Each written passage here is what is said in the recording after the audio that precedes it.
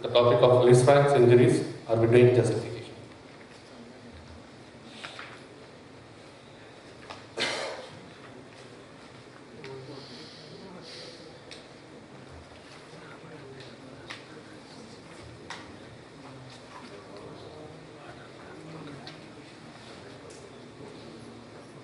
If it's what you asked, you said about the Charcot's fixation.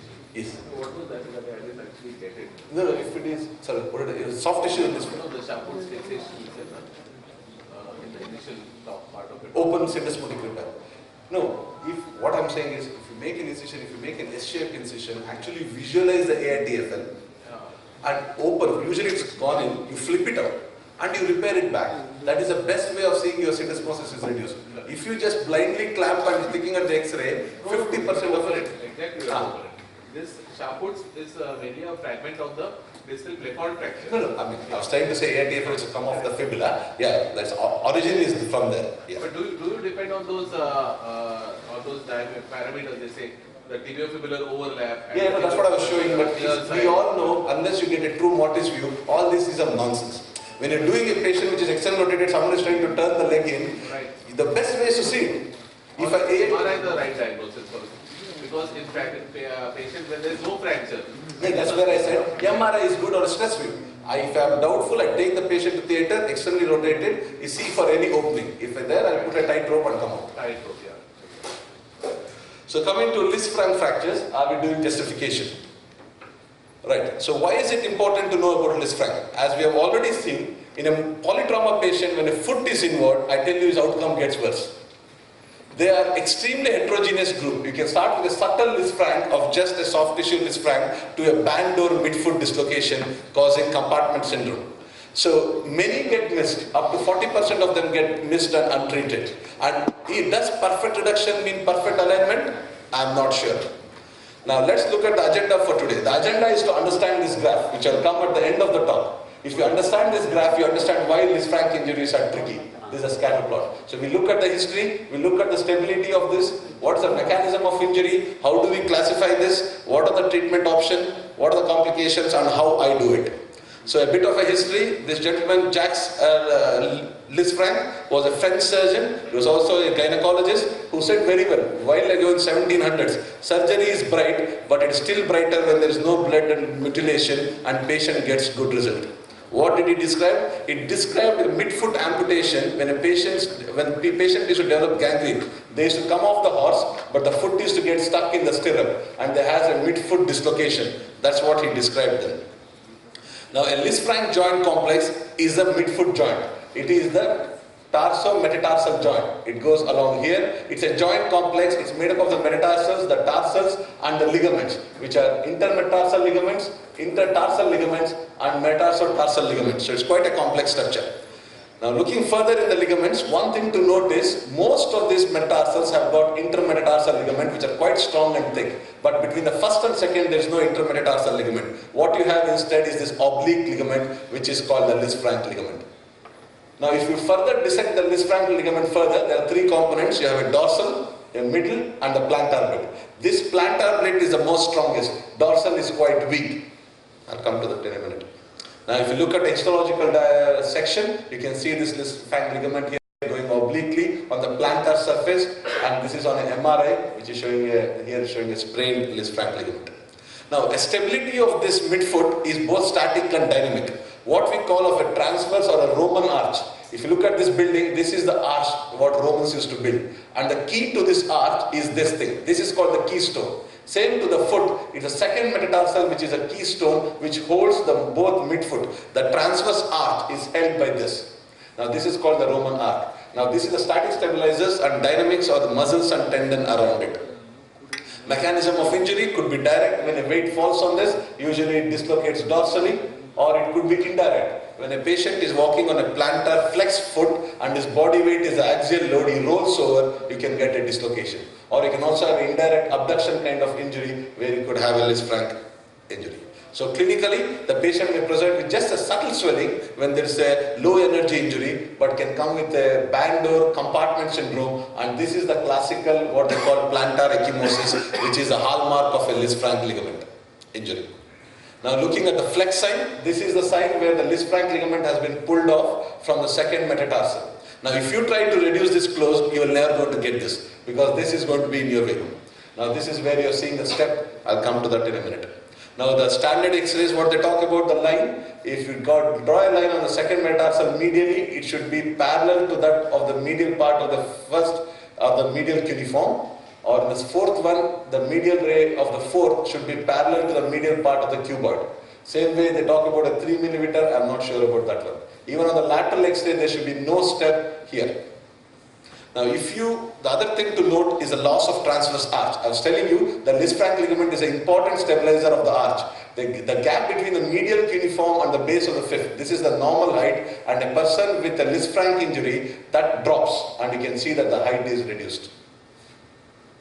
Now in a patient where you suspect this injury but the X-ray is normal, you should get a weight bearing X-ray. If there's one thing I want you guys to take over from here is foot is meant to walk. So always get a weight bearing view. It reveals a lot. You don't need a CT or MRI, just make the patient walk. You can see that the breach in there opening up is obvious. Same on the lateral view, you can see how it is dorsally subluxed. Now coming to other investigations, if you're still doubtful, I take them to theatre and do the stress test. If there is any opening up, you can see it looks normal here. On stressing it opening up, I will use a tight rope or some kind of fixation at this stage. We can always use an MRI scan where it is showing a ligament being obviously ruptured here, the Lisfranc, and CT is good for planning for reconstruction.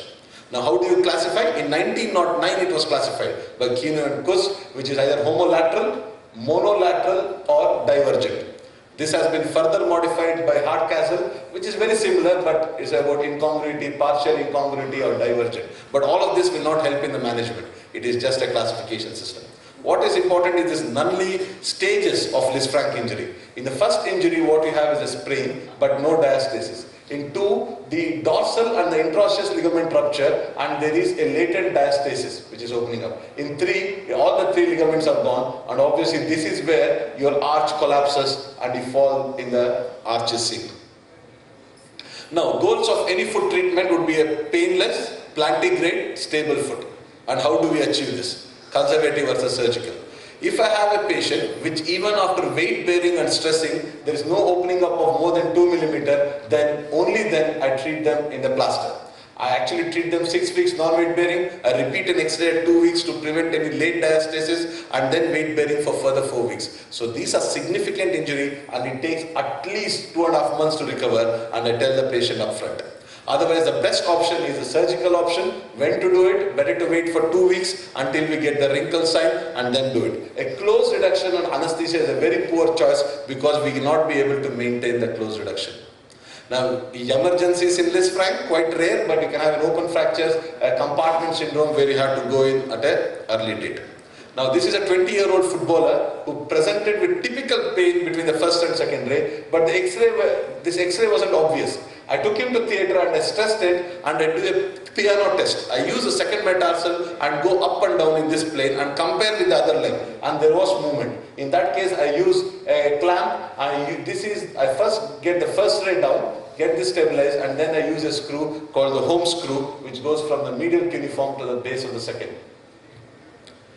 Now, majority of the time I open because 80% of these are going to get mal-reduced if you don't openly reduce. Where do you incise? Incision is between the first and second. You should be careful of the EHL tendon and the deep peroneal nerve. How do I open? So it's very simple. There are only 2 things to worry about, and then you can see the obvious opening. Once you open this is how you get at the end where you should find it reduced. How do I fix it? I start medially and go laterally. First I reduce the first ray. Once the first ray is reduced, then I go to the second. When you reduce first and second, usually you don't need to worry about the lateral 3. They usually self-reduce. Screw versus wire, I always prefer a screw. They give better stability, and I make a pocket hole. Countersinking is very important here to prevent a cortical break, and also it helps in compression as well. This is the same thing being shown. I use a 3.5 screw usually, and if I'm trying to get a primary fusion, I'll come to that where I lag it. Now the technique, as I said before, so this is the home screw that has been put. In some patients you have intercuneiform instability, in which I put a transverse screw as well.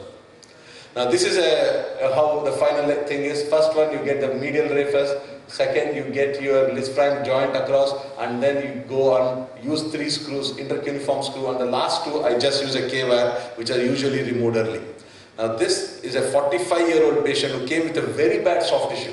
Now here the problem is, if you don't reduce this, the soft tissue will not settle. But obviously you can't open it either. So what I do, I just use it like you can't put an X-Fix in a foot, it's not easy. So I use K-wires as temporary stabilizers, wait for 2 weeks, let the soft tissue reduce, and then come back and do the actual fixation. And that's a stage procedure which works well. Now in a 60-year-old high energy injury, I go for primary fusion. If there's a bony osseous Lisfranc, I believe that these are best dealt with a primary fusion rather than trying to fix this. You'll never get anatomical reduction. They end up with almost 60% of them will end up with arthritis, and then you do multiple surgeries, but you still cannot prevent arthritis or the deformity that happen. Dorsal plates, yeah, finishing. Dorsal plates are good. We have the new striker plates, which are fantastic low profile locking plates, which you can use and do primary fusions with. These are some of the pictures. So post-op, usual for any foot and ankle, keep them non-weight bearing for 4 to 6 weeks, and then get a weight bearing cast for another 4 weeks. I give them arch support for 3 to 6 months. I think this is important, otherwise they'll develop a plano-valgus deformity. Hardware removal, lateral column should not be removed for at least 6 weeks. Lateral column stabilization can be removed at 6, but the medial should be left for 4 to 6 months. Otherwise, the deformity will recur. Complication, most of them develop arthritis. 50 to 60% of Lisfranc develop arthritis and deformity, a plano-valgus deformity. So what I do, if there's a young patient, low energy, athletic kind of people, I try to fix it. I go reduce it and put a screw or even a tight rope to fix it. But if it's a high energy, old patient, I do a fusion. Sorry, finishing.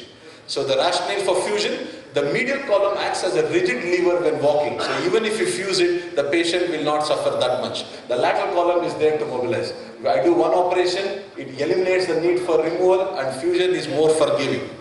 So now coming back to this graph which I said, now if you look at it, this is the outcome score which goes from 0 to 100, and this is the quality of reduction. If you get an excellent or a good quality reduction, you can guarantee that 70 to 80% of your patient will be reasonably happy in this group. But if you get a poor, you're 100% guaranteed that none of your patients will be happy. So even with a well done, the best result is only in 70 to 80. And this is where people are trying to move towards primary fusion. Thank you.